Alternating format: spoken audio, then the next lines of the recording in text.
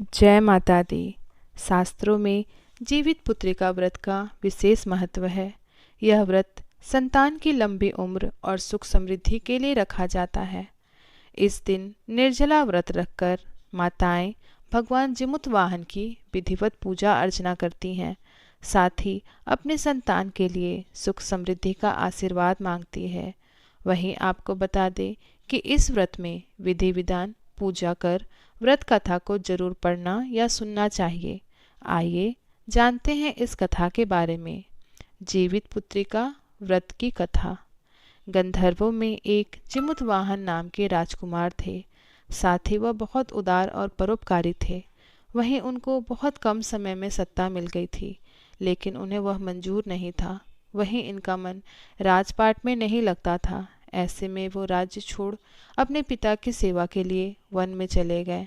वहीं उनका विवाह मल्यवती नाम की एक राजकन्या से हुआ।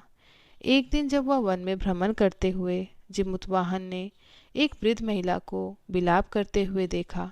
उसका दुख देखकर उनसे रहा नहीं गया और उन्होंने वृद्धा की इस अवस्था का कारण पूछा। इस वृद्धा ने बताया, मैं नागवंश की स्त्री हूँ और मेरा एक ही पुत्र है। पक्षीराज गरुड़ के सामने प्रतिदिन खाने के लिए एक नाग सौंपने की प्रतिज्ञा की हुई है, जिसके अनुसार आज मेरे ही पुत्र शंखचूड़ को भेजने का दिन है। आप बताइए, मेरे इकलौते पुत्र बलि पर चढ़ जाएगा और मैं किसके सहारे अपना जीवन व्यतीत करूंगी। यह सुनकर जिमुतवाहन का दिल पसीज उठा। उन्होंने कहा कि वे पुत्र के प्राणों की रक्षा करेंगे।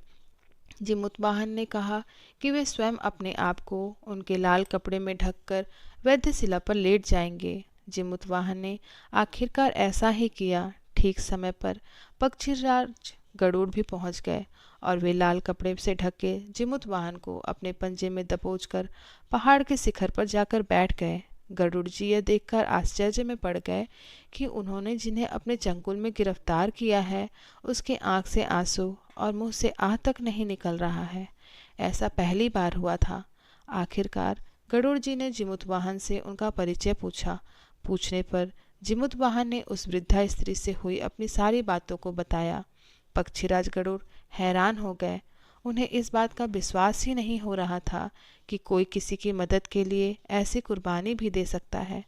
गरुड़ जी इस बहादुरी को देख प्रसन्न हुए और जिमुतवाहन को जीवन दान दे दिया। साथ ही उन्होंने भविष्य में नागों की बलि ना लेने की बात कही। इस प्रकार एक माँ के पुत्र की रक्षा हुई। मान्यता है कि तब से ही पुत्र की सुरक्षा हेतु जिमुतवाहन की पूजा की जाती है।